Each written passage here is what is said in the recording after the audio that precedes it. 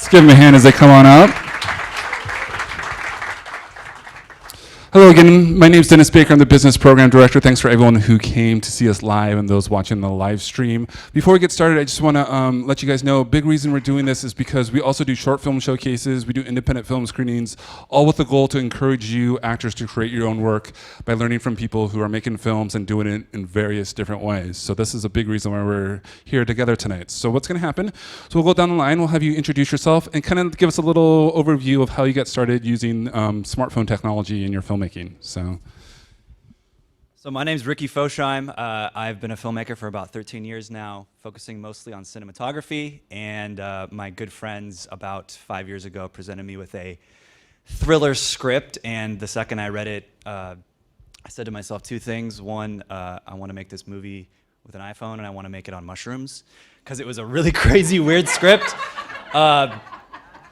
I didn't do the mushrooms, but I did do the iPhone, and yeah, hopefully I can share with you guys some of my experiences. Hi, I'm Erika Heidewald, and I've actually been acting since I was 4. And when I moved out here, I started to realize that I wasn't necessarily going out for the roles I wanted to be going out for. And I started to think, sometimes when I would audition, I'd be like, I could write a better script than this. Like, I could do this. And I realized if I wanted to make something, I needed to just do it. And so I got an iPhone 4 when those came out, and it was the most amazing thing I'd ever held in my hand. And I just started making things like sketches and shorts and shooting whatever. And now I've made 2 features and a bunch of shorts. Yeah. Hi, my name is Luis Juarez. I hope you understand my English. I'm from Guatemala. I live here right now, and since I graduated from film school, I started using iPhone because I love to be with nothing on me. You see, I don't use watch, nothing. So for me, iPhone is very practical. Wherever you are, you can shoot, edit on it. So it was nice. So in 2009, I founded an iPhone film festival called IndiePhone. So from there, I did a lot of projects with iPhone, and I just finished my first feature film, shot, and it's going to be edited and scored on just iPhone. Hi, my name is Michael Koerbel, and that was loud, sorry. Similar, my girlfriend and I, we were in film school, the iPhone 4 had come out, and we were looking at the back of the box. We're like, oh, this is HD, it's 720p. We should just test it. We should see what it can do. And of course, being the 2 people we are, the test turned into a short film. It involved putting an iPhone on my dad's model train, running it around the yard, this whole thing. And we were blown away, and I think the internet was as well. And it was one of those things where it kind of was like, whoa, if I can shoot something on an iPhone, I can shoot on anything. So that kind of began my saga in 2011, I guess it was, when the iPhone 4 came out. And then we went on and made more shorts and web series, and it was really cool. It was a lot of fun. great. Let's go back in the day to the iPhone 4. And think about some of those first lessons or first hurdles you had to get through and kind of making it happen, because it was new for you as much as it's going to be probably new for a lot of people here. And what are some of those kind of first kind of hurdles or things that you had to get through to start making it happen? You're the iPhone 4 guy. She said iPhone 4 too. Well, when we were shooting with the iPhone 4, it was just a camera app, so there was no way to lock your exposure, lock your focus, and so you had to be really creative about how you framed up the shot, because if it was going to be a sun in the background, it was going to be really dark, right? Or if I was shooting something that was dark, it would be all blown out. And the other thing that was happening was all the third-party manufacturers were beginning to go, oh my goodness, this is something incredible. And we were getting like prototypes of lenses and grip mounts and all sorts of stuff. And so it was like this, it was just stuff would show up every single day, and you're like, whoa, what is this cool little lens? So it was cool. It was, and everything we were doing was groundbreaking. So it was like, you know, you'd go out and you'd shoot something with it and have fun. I would say actually one of the challenges I had is just that other people thought it was stupid. Totally agree. And so if I would be like, yeah, I'm going to shoot this sketch, and they're like, oh, cool, what are you shooting it on? I'm like, my phone. And they're like, I am busy that day. I don't tend to have that problem as much anymore. And that kind of transitions to real. What are some of the biggest changes you've experienced now versus when you first started that were kind of some of the things where like, okay, I don't have to deal with that now. Like people understanding that it's a thing now. What are the thoughts? Yeah, I think a lot of it is just, it's a lot more legitimate. And it used to feel like, I think this is still the case, but there is a certain amount of prestige that goes along with like what your equipment is. And so that's how you would show somebody like, oh, no, I'm doing a real shoot because we have a red camera or whatever. And I think that what is a lot more important is like, do you have a good story? Do you have a good vision? Good character development? Those things. And also that partly comes from my acting background as well. And so I do think like a really big thing that's changed is now people are a lot more interested in projects that are happening on the iPhone, and it feels more exciting, I guess, to the average person, where they're like, "Oh, we can just do this, like this, we can just make a feature film, like this." I'm like, yeah, we can actually do that. And then, of course, like as he mentioned, just the quality of what you can do now is so much better. Even just my girlfriend has the 6S, I have the 6, and we had been shooting stuff on my phone. Then when she got the 6S, we started shooting stuff on her phone. It was like, oh my God, well, we're never using my phone again. So back in, this is like the film school nerd in me coming out, but back in the 90s, there was this movement called Dogma 95, and it was this European movement that gave importance to story, acting, structure, as opposed to fancy cameras. And that lasted for 4 or 5 years. Some of my favorite movies of all time were made during that era. One called The Celebration was a huge influence for me. So for about 10, 15 years or so, people are coming out with these high-end digital HD cameras, and then it just kind of, in my view at least, went back to the iPhone and inexpensive technology just kind of caught up. And now we're kind of seeing a resurgence of just that ultimate low budget, no budget iPhone in your camera filmmaking. Talk about some of the experiences people are having with your film festival. What are you seeing? The quality you see coming in, the type of projects you see coming to your smartphone film festival. Yeah, I amazed in the beginning, since 2009 when it was the 3GS. There is the guy, remember the video where is the music video with the bicycle? And that inspired me too much because it was so nice and was SD, the standard definition, no HD, doing with a 3GS, the first iPhone with video. So from the beginning, creativity is all that matters for me. And the story, right? It's not too much about the format. I'm right now with my movie, I learned, as you said, like, actor doesn't want to be kind of involved in, if you say I'm shooting with an iPhone, because it's not like real. And I didn't say it to my actors. So when they Surprise. So when they were on set the first day, they were like looking, where is the camera? And I was testing, okay, right? So I started shooting. And they said, you're going to do it with with your iPhone? Yeah. Oh, and how it looks. So I start showing how it looks, and with the 6S, it's nice because there is an app, Filmic Pro, like you can setting a lot like anamorphic and a lot of radio, and gives you a nice feeling, of a nice quality, 4K. So you have now you have all the advantage to look. If you do it right, it's going to look like very nice. The people is not going to notice if it's a DSLR or an iPhone.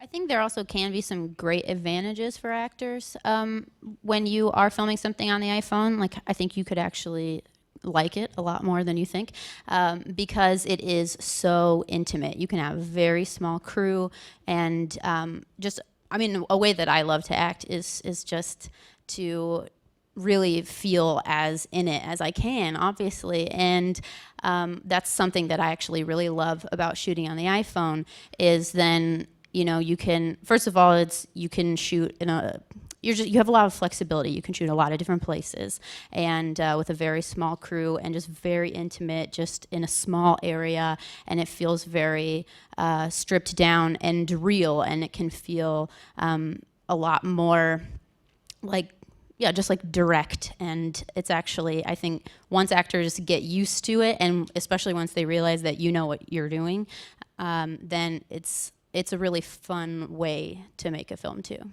Yeah, I agree. I'm not an actor, but the actors I've worked with, when we were making Goldilocks, we had just come off of making the first iPhone thing that we had done, and so we were kind of shooting for the moon. We're like, we got this web series. Let's just reach out to these actors and see. And we reached out to Carlo Rota, who at the time was a big star in 24, and we were just like, hey, we're doing this thing.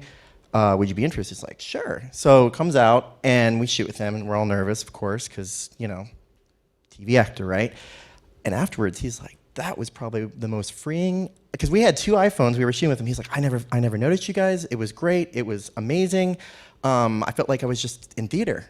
And I didn't have to worry about it. It was just freeing, and you guys were able to move so quickly. I mean, it was just really cool to hear that as a filmmaker, because so often, you're tweaking the lights, you've got there's this giant, you've got 20 people minimum sometimes staring at you while you're trying to do your thing. It's so much more intimate, even from my side of the camera. So I can only imagine how amazing it must be for an actor. Yeah, it can be a more actor-centered way of making a movie. Great. Can you talk a little bit about your actor's experience in the film you made? Yeah, so kind of the opposite end of the spectrum of what they were saying. All good. I'll try to relate it back here. It'll come through. But there is, now with iPhones and Androids, whatever it may be, the smartphone, there are so many apps, there's so many lenses, there's so many handheld gimbals, and this and that, and this and this and that, that you have to constantly remind yourself, why did you do this in the first place? Because if you're just going to be building up this fancy iPhone rig, it's kind of like, well, go get a DSLR, it might be cheaper. It's kind of got everything made for it. It's more user friendly. Your mom's not going to call you while you're making your film. Yes.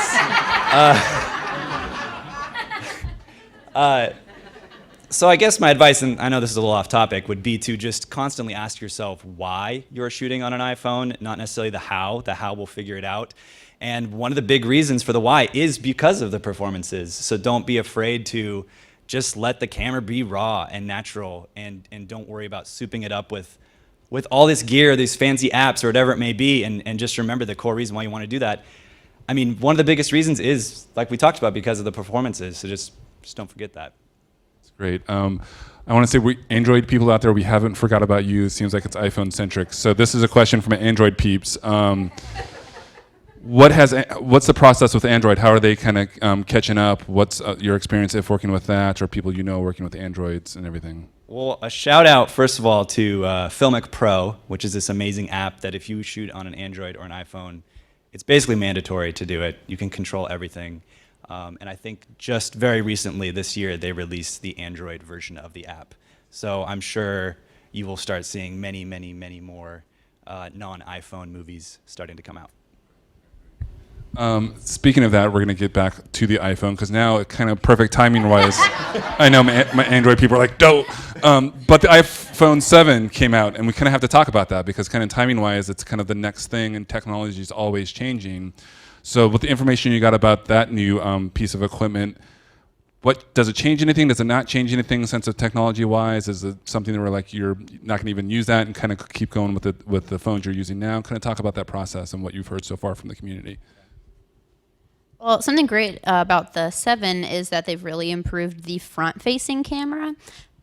And obviously, there's certain reasons why you might want to use that more, especially if you're doing sort of a Blair Witch thing or a mockumentary. But also, I also have a YouTube channel, and I do a lot of vlogs and those type of videos. And having a great front-facing camera is going to make a huge difference in quality for that. So I think that's an exciting update. Stabilization too. I saw some videos and looks nice. Yeah, the stabilization is, the camera, it is amazing where it's come from the iPhone 4 up through the iPhone 7 now, and every single time. But I do feel like this one was a big leap, especially for like the 7 Plus, I guess it was, with the 2 cameras on the other side, and it just looks gorgeous. I'm consistently blown away with the quality from Androids as well. I mean, the smartphones, those cameras, you look at, Instagram and Snapchat, they've really pushed these these phone manufacturers. I'm already calling it a camera.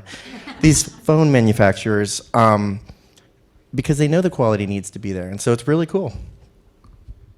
Is there anything that you still hope would happen with newer editions, or there's still things you're like, we wish we still had this or that? So I think all the craze now is like moving towards this 4K resolution. And if you use the Filmic Pro app, you can actually shoot an iPhone at 4K resolution. And you can actually increase the bit rate, which just increases the amount of compression. So it's actually a little bit of a higher quality. So you can get some better color correction options in post. I think the future is going to go towards more of a, I'm sorry if this gets a little technical, but it's more of like a log look, meaning it's like this compressed, it's very desaturated. It's going to allow you to color correct and do better visual effects down the road. That's where I want to see it going, is like less worried about the 4K and more worried about the ability to color correct it and shoot raw and just higher quality images. I think also something else you might not think about at first is its storage and battery life, because that's what you're going to be dealing with a lot. And I made a film while I was traveling, and so I had to have multiple travel chargers at all times because it will just eat your battery alive. And I also had to travel with my laptop, and then every night I put footage onto my laptop, and I brought 2 external hard drives, and it was like, so there was a lot that went into just having to keep up with like its storage and battery needs. And obviously they're improving that with every phone model, and I think that will only continue to get better, and that will help with filmmaking a lot. We're going to do a little slide action to talk about some equipment. They'll be coming up on your screens to see. So once that comes up on our end, great. So this is the Moondog Labs anamorphic lens adapter. I'm going to have Michael kind of describe what it is, and then we'll have our panelists kind of share why you'd want to use it, how they maybe didn't use it, where they used it, just kind of anecdotes around it. So Michael, do you want to start with what it definitely. does? So Moondog Labs, I saw a prototype of this maybe 2 years ago. They shipped it to me and I was playing around with it. It is incredible. It interfaces with the app that, again, if you take one thing away tonight, Filmic Pro is the best app to shoot in. And we're not paid by them. It's just it really is. When you see it, it'll make sense. But what it does is it is a true anamorphic in the sense that it will capture the full image, it compresses it, and then Filmic Pro allows you to compress it, and then you're able to expand it back out, much like an anamorphic lens that you would use on a traditional camera. And what you're also seeing there is there's 5 different types of mounts. They listened to the users, and those 5 different mounts represent the 5 different, I mean, there's more than that, but the 5 main grip mounts and stuff like that you would put an iPhone in. So it's really cool. It's a little pricey, but if you're gonna make a feature, or if you know specifically you want the anamorphic look, it's really cool. So, for example, the film Tangerine shot with this, if you saw that movie, have you guys or know anybody that's used it and kind of experience with that? Yeah. I tried to use it in my movie, but the problem with that is like you have just one lens. So I have to do macro shots, and also with the Ollie clip long lens, I gave a little bit of blur or out of focus. So with that one, works like it's a wide lens. So everything is on focus, and that's the thing I didn't like it. It's a nice one, but doesn't work for me. That's great. Well, that's great pros and cons because that's something to keep in mind. We're gonna move on to the next one. So the next one is the Ollie clip lenses, which we're gonna have Louise talk about this. Describe what it is to the to our audience. What do you use it for? That type of thing.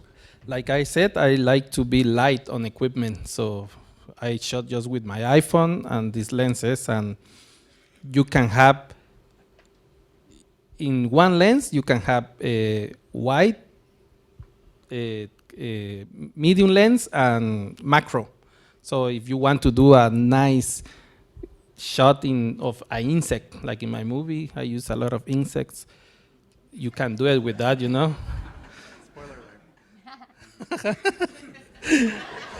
Okay, yeah, there is a diversity, and it's very easy. Just click it and put it, and that's it. You know, it's not complicated that much. That's why I love it. So FYI, I have all this stuff up here, so afterwards you all are more than welcome to come check it out. And just to go back on those Moondog anamorphic lenses, there's basically three things that it does. It increases your resolution, and it creates anamorphic flares. And traditional anamorphic lenses on a more traditional camera will give you a bokeh effect, meaning all the things that are out of focus become ovals instead of circles. Very minute. So if you're planning on shooting Star Trek or Yeah. Star Wars on the iPhone, Yes. it'll give you those JJ lens flares. However, because everything's in focus with the iPhone, basically, you don't get that effect. So you basically get 2/3 of the things that a traditional anamorphic lens would use. I kind of warned Dennis before this started that I was going to be the anti-gear person. But that's just because I looked into all this stuff, and I was very tempted by the hollow-clip lenses, and then I basically decided for my story, I didn't need them. For what I wanted to tell, I didn't need it. And so I think the most important thing to remember is, like, all these things might be cool, but you should have really in mind first, like, what story are you trying to tell, and what are you trying to do with it, and then find the gear that fits that, instead of being like, wow, look at this really neat lens. All right, now I got to find something small to film, you know.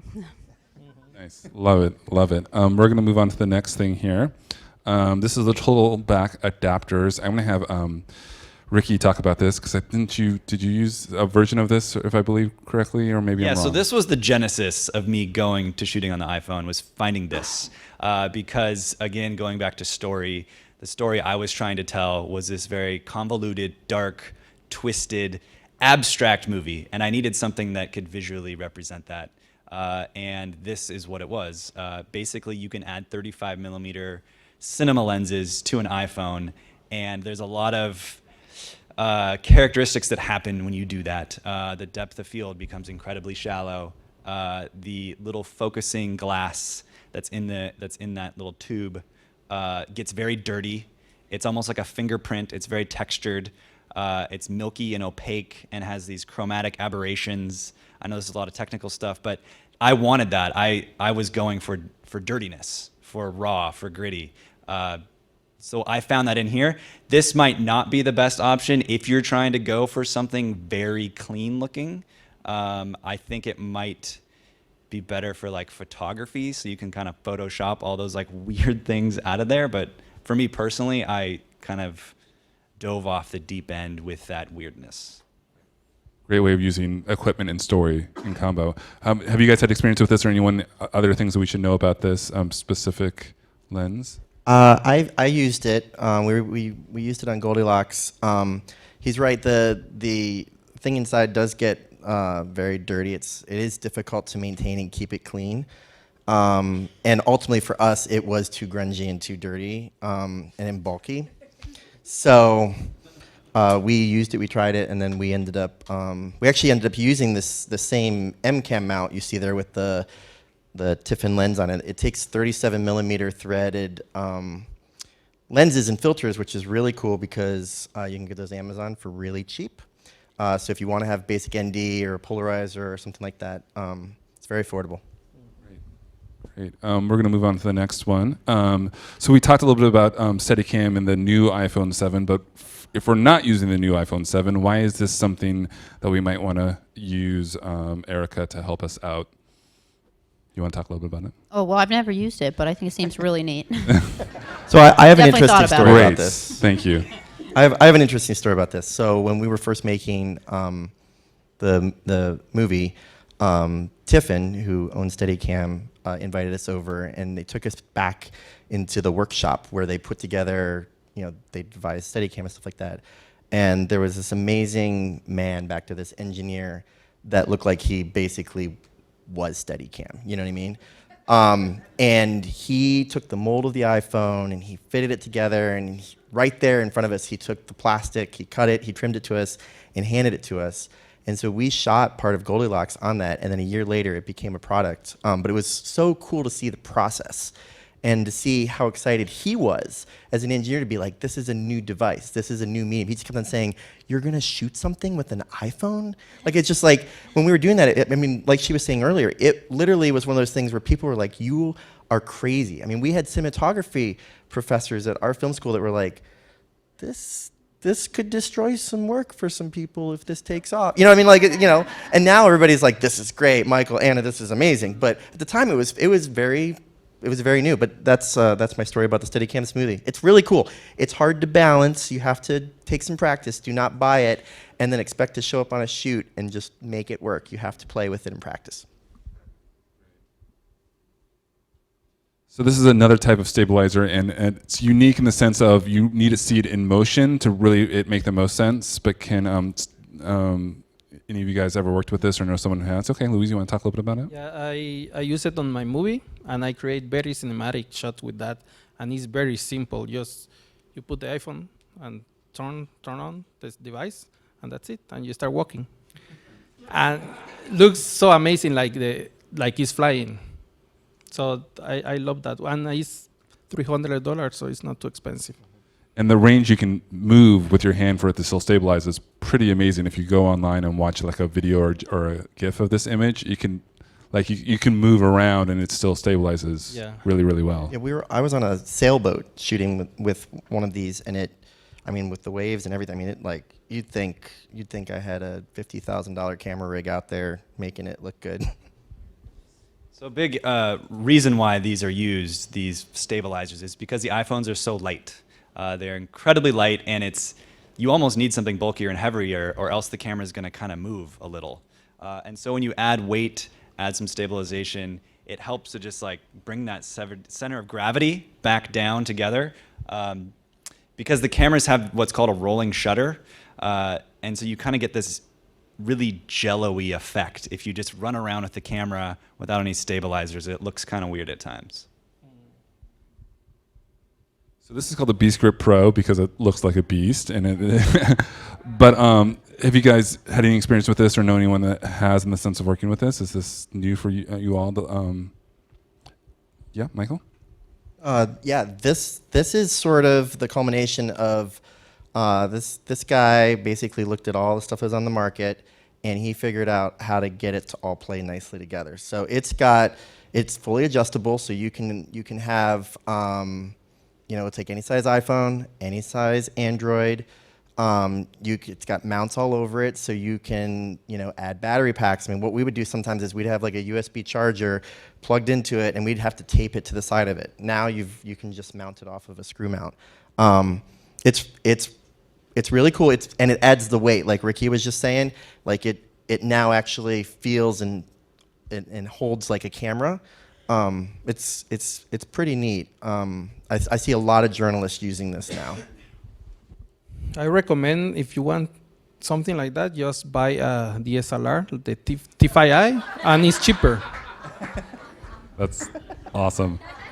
You mentioned it, Michael, and I want to go back to it because we talked about it in the green room, and I think this because for our broadcasters, who the idea of using technology for journalism, talk a little bit about your experience with talking to journalists and everything and how they're using iPhones in their jobs. Yeah, so what's happening is now there's a movement that's happening in news gathering, especially, it's happening here in the States, but especially in BBC, RT in Ireland, where the footage that's being sourced and used in their broadcasts, a lot of it is coming in from the iPhone. And one of the guys from BBC literally told me, no, it's acceptable. It's very acceptable now.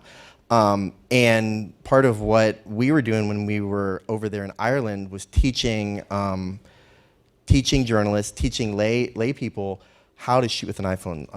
At the time, there was some medical outbreaks and stuff like that, and one of the people that was in our class, one of the students, was learning how to shoot with an iPhone because they have access to this disease and this stuff and places that a journalist would not normally have. And so they set up these phones with a Dropbox account, and then when they sync them at night, these surgeons, these civilians essentially, right? It just uploads the footage that they've shot during that day, and then they're able to incorporate it into the broadcast. And it just blew my mind. I was like, whoa, that's so cool. And so that's part of what we were doing. It was just Ricky was there as well, and we were just teaching people how to shoot on an iPhone, much like you will be doing later tonight. You're going to go home and you're going to experiment, and it's going to blow your mind. Yeah, kind of related to that. One of my films that I was shooting when I was traveling, I was in Athens last summer, and that's when they were having the Grexit vote. And I happened to just be kind of out and about, and then a big protest started with a counter protest, and the police started setting off smoke bombs to dispel the protesters and stuff. And everyone else was running away, and I was like, I have my phone, and so I now have a scene in my movie set in the middle of that event, which is crazy, and I could never make that happen, and so once in a lifetime thing. And if I had to be like, oh wait, but my camera's back at the hotel, it never could have happened, but my phone was in my pocket the whole time. So. So this next slide is the app that we've been talking about. I know you're like, what's that app? So our panelists talk about this. Why is this the must-used app? Why is it important? Kind of give us the ins and outs about it. Well, some of the technical things that help, I basically said a minute ago, and it increases your resolution. You're able to lock in your white balance, exposure, and focus so that those things don't constantly change throughout the shot.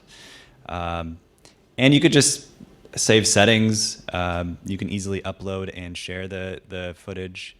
It just makes everything so simple, and they are constantly upgrading it with all the new phones and honestly upgrading with the new builds. So it's mandatory.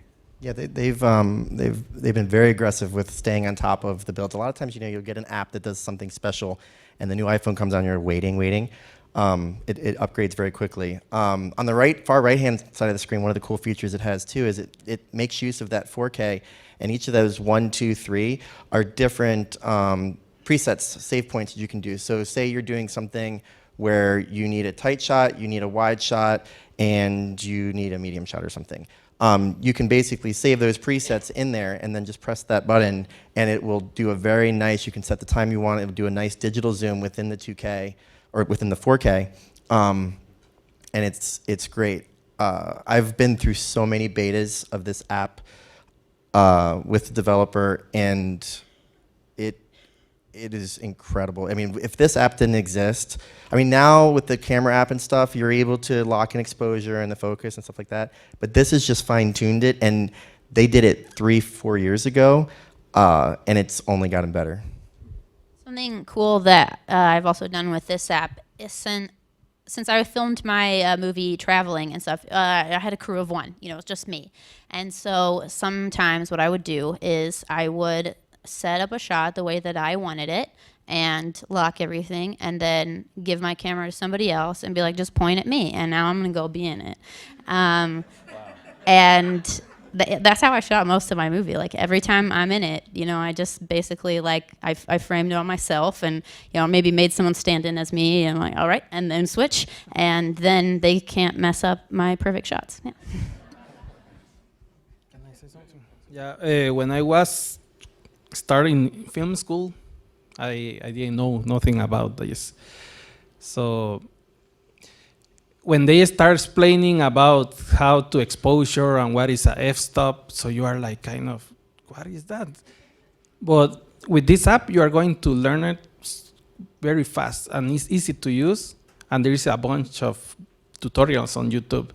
So you are going to learn in one day something like, I have to pay like $10,000, and I have to learn it in maybe 3 months in professional cameras. So it's a very nice tool to understand the concept of cinematography. On that note, I think you brought up a good point. For people who are probably many in this audience who've never used this app and are wanting to go use it as soon as they get home, like you said, what are the maybe 2-3 things that they should probably play with first, do first, kind of experiment with it first? I think one of the first things you want to do is you want to go in your settings and make sure that it is saving to your camera roll. The app, by default, I believe, saves separately, and you just want to make sure that it's saving to your camera roll so you can find your footage easily.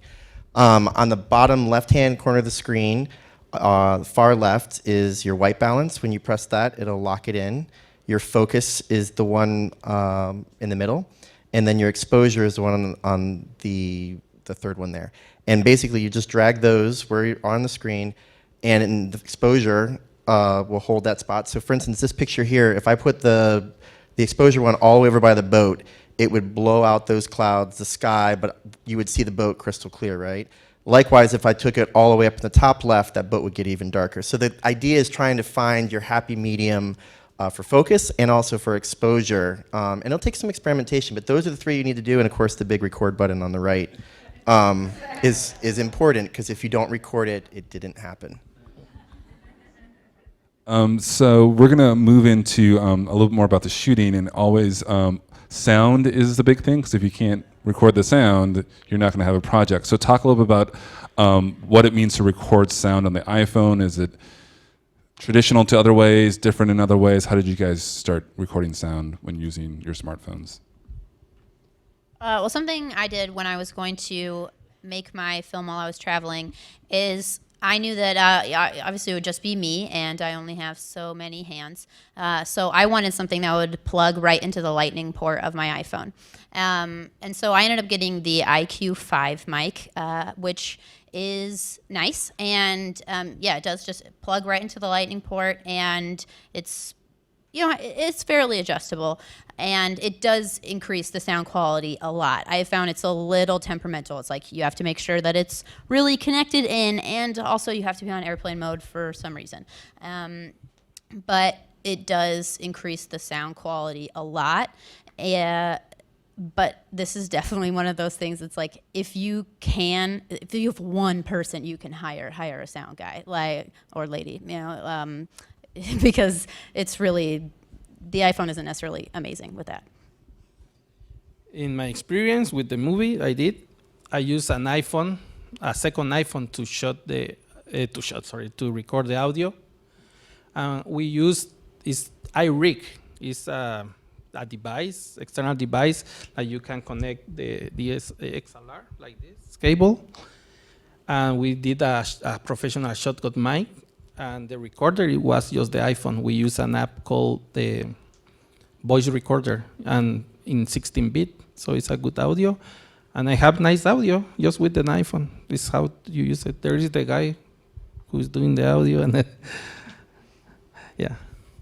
So I think behind any technology, there's a human behind it. So you can talk about some of the fancy ways to record better audio, but what it ultimately comes down to is a human being in their ears and being able to constantly monitor it. So similar to Erika, my advice would be to just forego some fancy extra piece of equipment and really just hire somebody whose sole job is to focus on sound, because you can have a shaky image or an out of focus image and people will be forgiving of that, but no audience member is going to be forgiving of horrible, crackling, bad audio. It just, nobody. Yeah. Let's talk about, we talked in the green room too about iMovie and your use of that. Talk a little bit about the editing process with this, using iMovie versus if you use different software, kind of like how did you begin the editing process once you shot the footage? Well, I started out with iMovie, and I still use it sometimes if I want to edit on my phone. Like this summer, I did a bunch of travel vlogs, and I would just edit them right on my phone and even upload them straight to YouTube right from there. But I do think if you're going to be doing a ton of editing, eventually you're going to need something else. Mostly just because also it's going to clog up your storage on your computer, and I needed something that I could use my external hard drives. And so for me, Adobe Premiere was the way to go. And I like that a lot, but especially when you're just learning how to edit, especially if you're not sure if you're really going to like it, then iMovie is nice and it's easy. And it's I found it very easy to transition into using Premiere, knowing how to edit on iMovie. And And also, like, as an actor, you might think that you wouldn't like editing. I definitely thought, I don't want to edit. I'm not interested in that. That's not the kind of thing I like to do.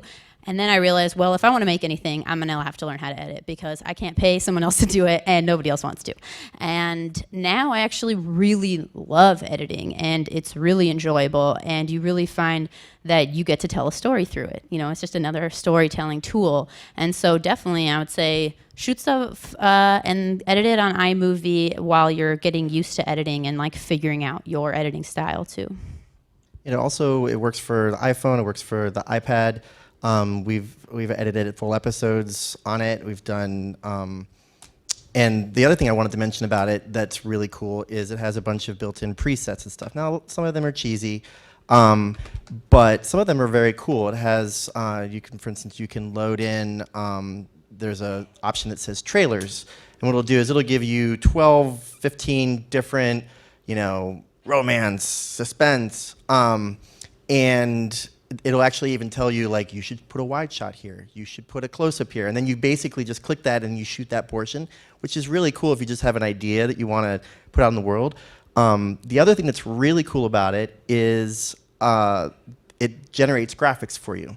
So I've literally used it before only for the graphics, because it has, it'll come flying in and say, Michael Koerbel. I like having my name fly in and splat or something, right? And it's cool. And even if you only use that part and trim that part out, it's a cool way to just kind of do something a little different. But it has evolved so much, and it's so tactile. Like you literally, if you want to spend 5 minutes, you'll end up spending 20 minutes with it because it's just so fun to play with and trim, and you'll see what I mean later tonight. I know what's gonna happen. I love iMovie and easy to learn. And now I'm using Premiere Clip, Adobe Premiere Clip, so it's a little bit more professional but easier to use on your iPhone. So with iMovie, the problem is, like, if you want to export, you compress your movie for if you want to do color grading in the computer. With this one is you have to upload the footage to Creative Cloud is from Adobe. So then you open it on your iPhone, you start editing, and then you upload again just the XML file. So then you open on the computer and you polish from there without compress anything. That's really cool. So that's how I'm doing my movie. I'm doing editing 3 minutes or a scenes, then I export it, and then I'm going to put everything together in my computer because it's 1 hour in minutes, and doing the color grading. Also, right now it's editing just right. Do you find that if you're editing on a portable device that it's easy enough to do on the iPhone, or do you feel like you need to go to the iPad just for a bigger screen, the chance just to be able to do a little more things? Yeah, it's easier. It's comfortable doing it on an iPad. I'm doing on iPhone because I want to show the people, like, you can do everything on your iPhone. So that's the idea, just to promote my movie as I did it just with this device, One device to do the whole thing. That's great. Oh yeah, it's comfortable to do it in an iPad. Well, and most of the time you've probably shot the footage on the iPhone, so rather than trying to airdrop it over to the other device or whatever, whatever you're planning, if you're planning on editing on the iPad, for starters, then shoot on the iPad. That way the footage is on the device that you're planning on editing it. A lot of people get snagged up on that right away, and that kind of is a roadblock, and they stop. So just think, and the other thing is make sure that you have space on your device. I've had people that are like, I'm making an epic 6-minute movie and it's going to be so cool. I'm like, well, let's see how much hard drive space you have on this iPhone. And it's like 300 megabytes. I'm like, well, you're going to have to delete that Taylor Swift album. You're going to I love Taylor, though. Do you find that more people are having to buy a separate device and shoot with it, or they're just deleting all their apps and personal stuff to be able to shoot the movie and do it back? Do you kind of feel like it's 50-50 or what? I mean, when we were shooting, we were using our phones, but there was a moment where we were shooting, because we shot for 20 days straight, and we couldn't keep up with the data flow because there was stuff that we had to keep on the references, and so we ran out, and we got at that point we got iPods, and we picked up 4 or 5 iPods, and we were literally using those as not disposable cameras, but like it wasn't linked to my my data. So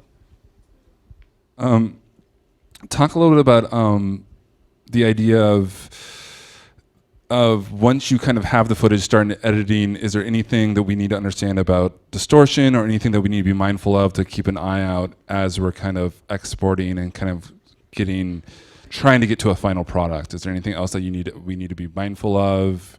Well, Michael, when shooting with anamorphic, the Moondog lenses, does it do it automatically in the app now, the squeeze, or do you have to do all that in post? I think you still have to do it in post. It recognizes that and I could be wrong on that, the new version may have it, but it used to be you would still have to, it captured the data, but you'd still have to do the unsqueeze in post.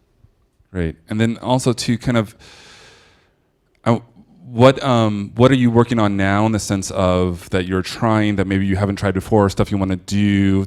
We talk about vlogs and everything. What is your kind of basic, now that you've done it before, this is kind of my routine, my process, this is kind of my checklist of the things I go to that might be helpful. People who've never done it before go, okay, I might need to put this on my checklist even though I don't know it should be on my checklist yet of shooting something.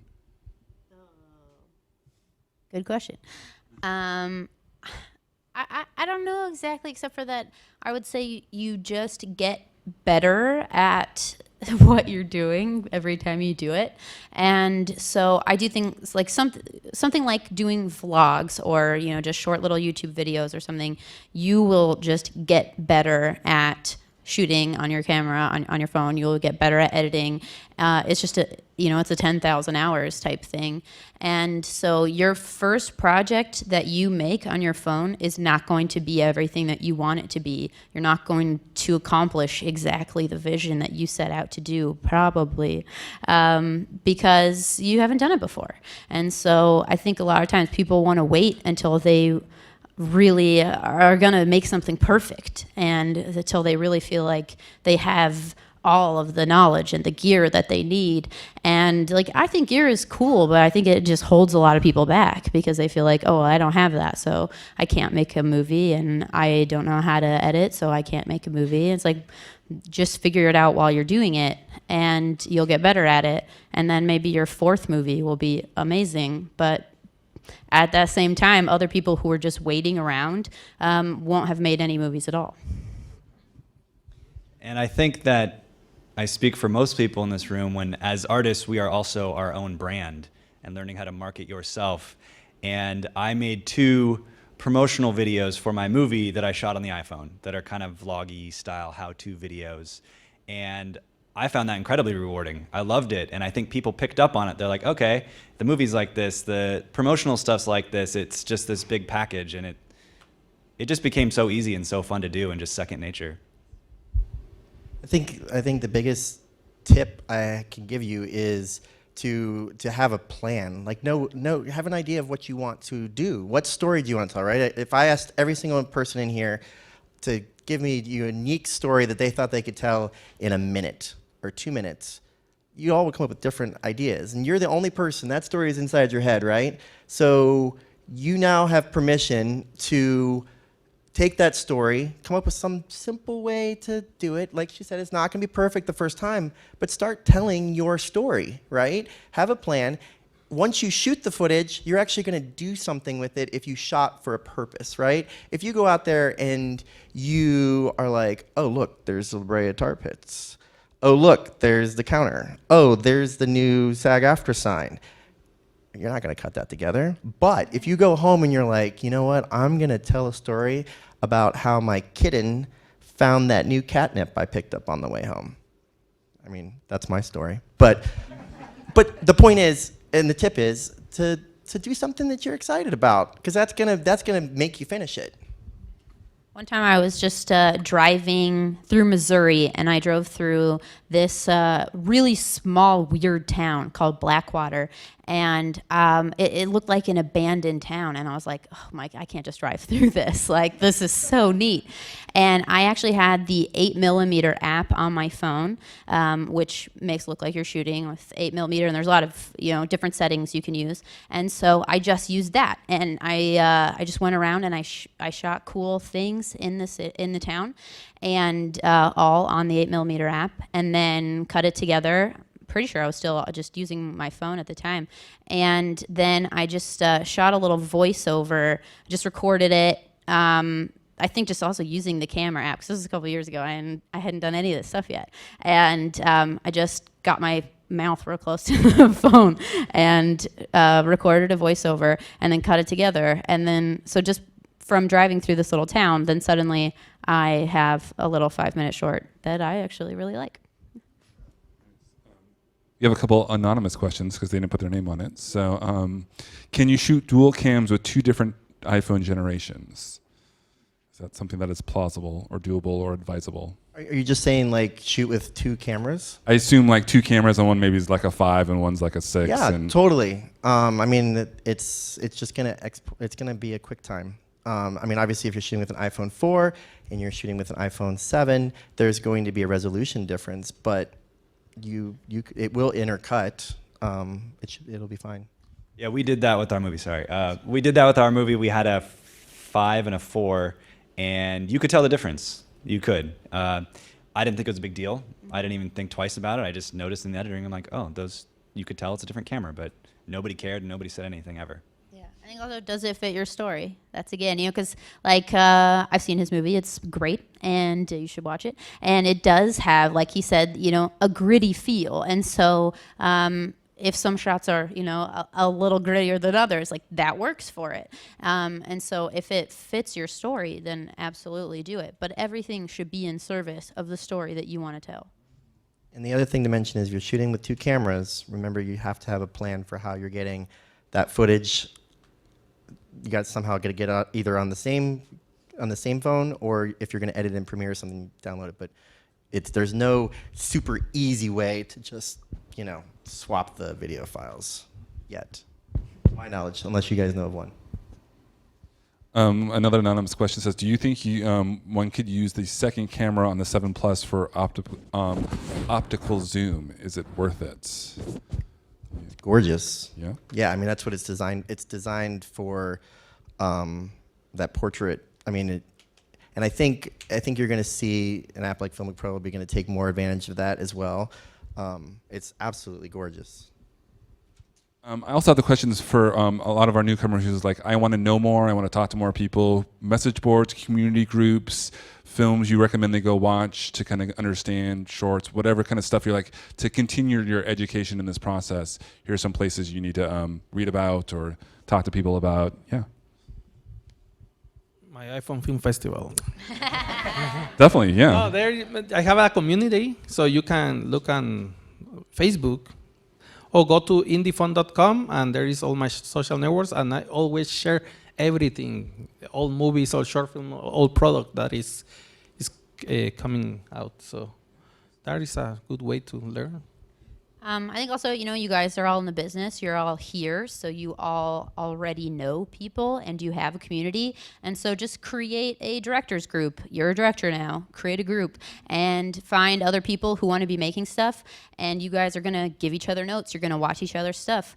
I just have a women's group. Like, I do a lot of comedy, so it's a women in comedy group. And I basically was like, I need people who are directors who are willing to watch my movies. I'll watch your movies.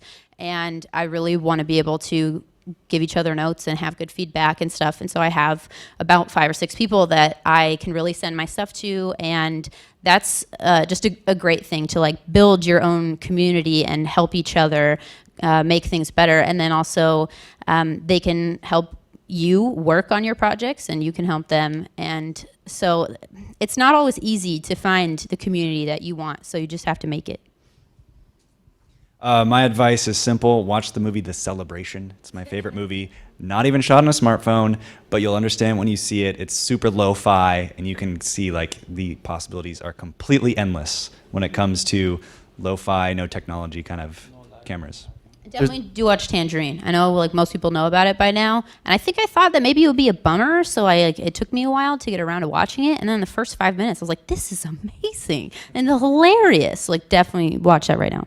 Yeah, and then also like on Vimeo, there's an iPhone Cinema channel where it has to be iPhone Cinema, or I think now it's open to any smartphone. But if you're just looking for inspiration beyond Tangerine, I mean, there's some absolutely gorgeous stuff, and there's also some stuff that is not so gorgeous, but the story is incredible, which goes back to the idea of the story is the strongest thing you have. Everything else, and second to that, your sound needs to be really good. But there's thousands of short films and little bits in there in the iPhone Cinema thing in Vimeo. There is another community on Facebook, iOS Filmmakers. So everybody shares their stuff there. So Let's thank them for a wonderful evening tonight.